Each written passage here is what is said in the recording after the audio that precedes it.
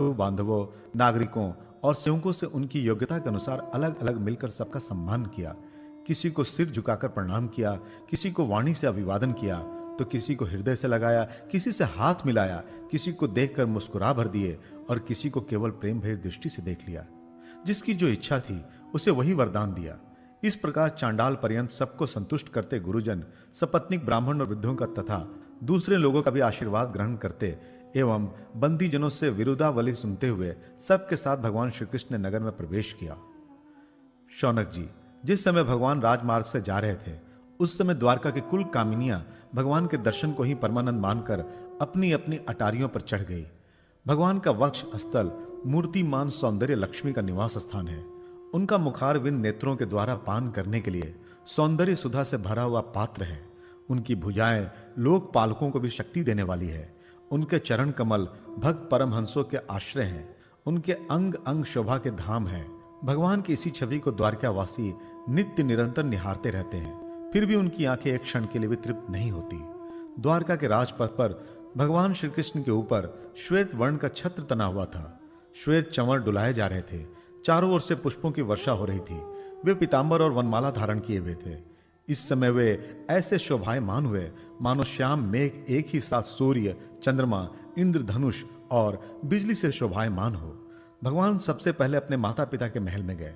वहां उन्होंने बड़े आनंद से देवकी आदि सातों माताओं के चरणों पर सर रखकर प्रणाम किया और माताओं ने उन्हें अपने हृदय से लगाकर गोद में बैठा लिया।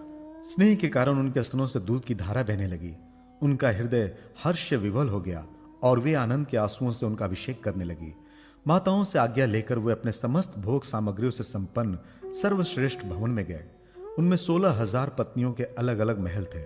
अपने प्राणनाथ भगवान श्री कृष्ण को बहुत दिन बाहर रहने के बाद घर आया देखकर रानियों के हृदय में बड़ा आनंद हुआ। उन्हें अपने निकट देखकर वे एकाएक ध्यान छोड़कर उठ खड़ी हुई। उन्होंने केवल आसन को ही नहीं बल्कि उन नियमों को भी त्याग दिया जिन्हें उन्होंने पति के प्रवासी होने पर ग्रहण किया था। उस समय उनके मुख और नेत्रों में लज्जा छा गई। भगवान के प्रति उनका भाव बड़ा ही गंभीर था। उन्होंने पहले मन ही मन, फिर नेत्रों के द्वारा और तत्पश्चात पुत्रों के बहाने से शरीर से उनका आलिंगन किया।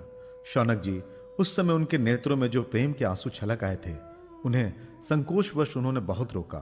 फिर भी विवशता के कारण वे ढलक ही गए।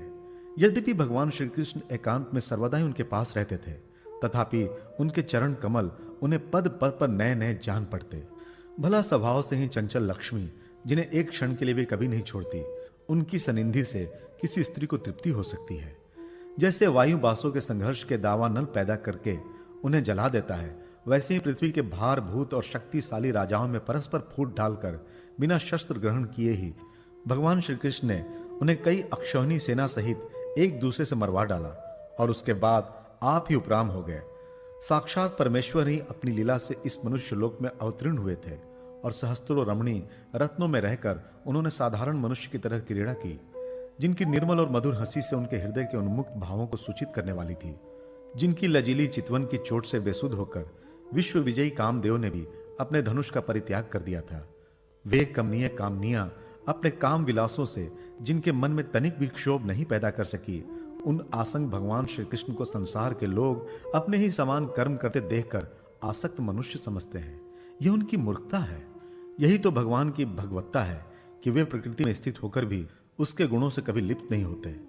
जैसे भगवान की शरणागत बुद्धि अपने में रहने वाले प्राकृत गुणों से लिप्त नहीं होती, वे मूढ़ स्त्रियां भी श्री कृष्ण को अपने एकांत सेवी स्त्री प्रायण भक्त ही समझ बैठी थी, क्योंकि वे अपने स्वामी के ऐश्वर्य को नहीं जानती थी। ठीक वैसे ही जैसे अहंकार की वृत्तियां ईश्वर को अपने धर्म से युक्त मानती है,